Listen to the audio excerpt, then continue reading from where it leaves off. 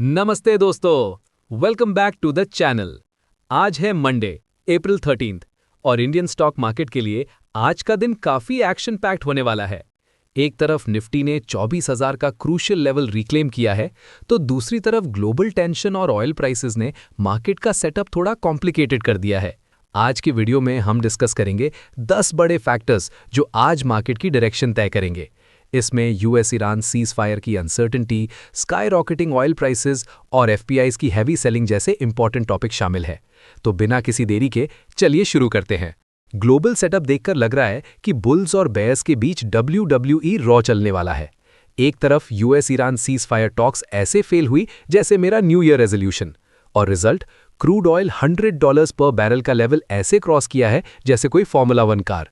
Petrol pump वाले तो खुश हैं, और डर सिर्फ प्राइस का नहीं है। यूएस ने वार्निंग दी है कि वो स्ट्रेट ऑफ हॉर्मुज पर ब्लॉकेड कर सकते हैं। दोस्तों, अगर वहां ब्लॉकेड हुआ तो दुनिया का तेल फ्रीज हो जाएगा।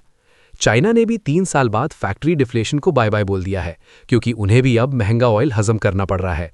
लेकिन रुकिए, ग्लोबल आग अपनी जगह, पर हमारा घर का सिक्योरिटी सिस्टम यानी आरबीआई एकदम Z+ लेवल पर तैयार है। जब पूरे एशिया की करेंसीज डॉलर के सामने ऐसे कांप रही हैं, वहां हमारा रुपी एकदम अल्फा बनकर खड़ा है। रुपी 92.68 पर सेटल हुआ है, और इसका क्रेडिट जाता है आरबीआई के क्रैकडाउन को। आरबीआई ने स्पेक्युलेटर्स को साफ मैसेज दिया है, don't mess with the rupee. और हमारा फॉरेक्स रिजर्व, भाई साहब, एक ही हफ्ते में 9 बिलियन का जंप। हम अब 697.12 बिलियन के वॉर चेस्ट पर बैठे हैं। अब बात करते हैं उन अंग्रेज इन्वेस्टर्स यानी एफपीआईज की। इनका और इंडियन मार्केट का ब्रेकअप खत्म होने का नाम ही नहीं ले रहा है। अप्रैल के पहले 10 दिन में ही इन्होंने 48,213 करोड़ मार्केट से निकाल लिए हैं। ऐसा लग रहा है जैसे उन्हें इंडिया से ज्यादा अपने घर के लॉकर्स पसंद आ रहे हैं। 2026 का टोटल आउटफ्लो अब 1.8 लाख करोड़ टच कर रहा है, मतलब पूरा का पूरा एग्जिट मोड। लेकिन दोस्तों, असली ट्विस्ट यहां है। हमारे देसी इन्वेस्टर्स यानी म्यूचुअल फंड्स ने मैं हूं वाला रोल प्ले किया है। उन्होंने अपनी कैश होल्डिंग्स को 16 मंथ लो पर कर दिया है, मतलब उनके पास जो भी पैसा बचा था सब निफ्टी में डिप्लॉय कर दिया है। मतलब जितना माल एफपीआईज ने फेंका, हमारे म्यूचुअल फंड्स ने उतना ही उठा लिया। ये वही बात हो गई, तुम बेचो हम खरीदेंगे। इसी वजह से निफ्टी 24,000 के ऊपर अभी भी टिका हुआ है। मार्केट में नए मेहमानों की एंट्री भी हो रही है। विशाल निर्मिती रेलवे स्लीपर बनाने वाली इस कंपनी को सेबी से आईपीओ की हरी झंडी मिल गई है। ट्रेन चले ना चले, आईपीओ की गाड़ी प्लेटफॉर्म पर आ गई है। प्रॉप शेयर रीट, इनके आईपीओ को पहले दिन 65% लोगों ने यस बोल दिया है। थोड़ा स्लो है पर स्टेडी है।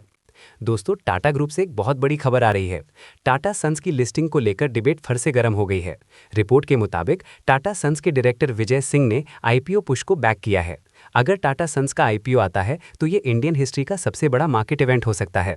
इसका असर टाटा मोटर्स, टाटा केमिकल्स और टाटा स्टील जैसी होल्डिंग कंपनीज पर डायरेक्टली पड़ेगा, तो इन स्टॉक्स को अपने रडार पर जरूर रखें। अब स्टॉक्स और सेक्टर्स का डिटेल्ड एनालिसिस करते हैं, जिन पर आज मार्केट पार्टिसिपेंट्स की कड़ी नजर रहेगी। डिफेंस सेक्टर में फोकस HAL और एक्विस पर। जियोपॉलिटिकल टेंशन्स के बीच डिफेंस स्टॉक्स में एक अग्रेसिव 16% ब्रॉड बेस्ड रैली देखी गई है।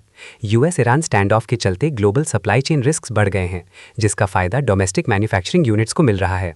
HAL और एक्विस जैसे काउंटर्स में heavy volume delivery based buying दिख रही है, जो इंस्टीट्यूशनल इंटरेस्ट को रिफ्लेक्ट करती है। एनर्जी एंड माइनिंग में कोल इंडिया फिलहाल निफ्टी का टॉप लूजर डाउन 4% बनकर उभरा है। इसका फंडामेंटल कारण कंपनी द्वारा लिए गए कॉस्ट अब्जॉर्प्शन मेजर्स और प्राइसिंग एडजस्टमेंट्स हैं।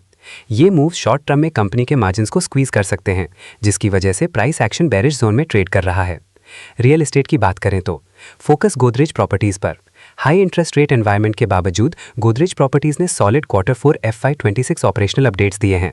उनका सेल्स मोमेंटम इंडिकेट करता है कि लग्जरी हाउसिंग सेगमेंट में डिमांड अभी भी इंटैक्ट है। स्टॉक का अपने इमीडिएट सपोर्ट लेवल्स के ऊपर सस्टेन करना इसकी रिलेटिव स्ट्रेंथ को वैलिडेट करता है।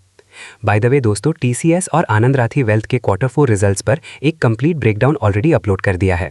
इन दोनों कंपनीज के नंबर्स इस क्वार्टर में काफ़ी इंटरेस्टिंग रहे हैं, तो उन्हें मिस मत कीजिए। लिंक नीचे डिस्क्रिप्शन या आई बटन में आपको मिल जाएगा। अब रिटर्न आते हैं हमारे टॉपिक पर। मैन्युफैक्चरिंग एंड इलेक्ट्रॉनिक्स में फोकस डिक्सन टेक्नोलॉजीज और BEL पर। इन स्टॉक्स को ट्रेड स्पॉटलाइट में इसलिए रखा गया है क्योंकि इनमें ब्रेकआउट पैटर्न्स फॉर्म हो रहे हैं। डिक्सन टेक्नोलॉजीज खास तौर पर PLI स्कीम्स और इंपोर्ट रिस्ट्रिक्शंस का बेनिफिशियरी बनकर उभर रहा है, जो इसके ऑर्डर बुक को स्टेबिलिटी दे रहा है। कॉर्पोरेट मूव्स में फोकस स्विगी, L&T और रातनावीर पर। स्विगी और एल&टी में आज हाई इंस्टीट्यूशनल एक्टिविटी एक्सपेक्टेड है। वहीं रातनावीर प्रिसिशन इंजीनियरिंग में नियोमाइल ग्रोथ फंड द्वारा 1% से ज़्यादा स्टेक ऑफलोड करना एक लिक्विडिटी इवेंट है जो प्राइस में शॉर्ट टर्म वॉलेटिलिटी ला सकता है। Financials and banking, bank stocks के लिए ये साल काफ़ी चैलेंजिंग रहा है। 2023 के बाद ये सबसे खराब क्वार्टरली स्टार्ट है। जब तक प्राइवेट बैंक्स HDFC ICICI में क्रेडिट ग्रोथ को लेकर क्लैरिटी नहीं आती, ये सेक्टर ब्रॉडर मार्केट के लिए एक ड्रैग बना रह सकता है। Tata Motors, Tata Chemicals, Tata Sons listing की न्यूज़ इन होल्डिंग कंपनीज में वैल्यू अनलॉकिंग की उम्मीद जगा सकती है, इसलिए इनमें हैवी वॉलेटिलिटी और इंटरेस्ट एक्सपेक्टेड है। इकोनॉमी फ्रंट पर एक और गेम चेंजर अपडेट है। India UK free trade pact FTA मई के सेकंड वीक से फोर्स में आ सकता है। इस अग्रीमेंट से टेक्सटाइल, फार्मा और IT सर्विसेज जैसे सेक्टर्स को यूके मार्केट में जीरो ड्यूटी एक्सेस मिल सकता है, जो इन सेक्टर्स की कंपनीज के लिए लॉन्ग टर्म ग्रोथ का रास्ता साफ करेगा। Textile and pharma, FTA beneficiaries, India UK trade deal की वजह से वर्धमान टेक्सटाइल्स या औरोबिंदो फार्मा जैसे स्टॉक्स पर नजर रखें, क्योंकि FTA की न्यूज़ इनके लिए एक लॉन्ग टर्म पॉजिटिव ट्रिगर है। तो दोस्तों, आज का वर्डिक्ट क्या है? मार्केट फिलहाल सस्पेंस थ्रिलर बना हुआ है। ऑयल टेंशन, पेंट्स और एविएशन स्टॉक से थोड़ी सोशल डिस्टेंसिंग बनाएं जब तक क्रूड $100 के ऊपर है। वॉलेटिलिटी ओपनिंग बेल के साथ थोड़ा झटका लग सकता है, इसलिए स्टॉप लॉस लगाना मत भूलना। अगर आपको मार्केट अपडेट्स डिटेल्ड ब्रेकडाउन पसंद आया तो वीडियो को लाइक करें, अपने स्टॉक मार्केट लवर्स दोस्तों के साथ शेयर करें और चैनल को सब्सक्राइब करना ना भूलें, ताकि ऐसी डेटा ड्रिवन एनालिसिस आप तक रोज पहुंचे। मिलते रहें कल की ओपनिंग बेल से पहले। तब तक के लिए स्टे इन्फॉर्म्ड, स्टे इन्वेस्टेड।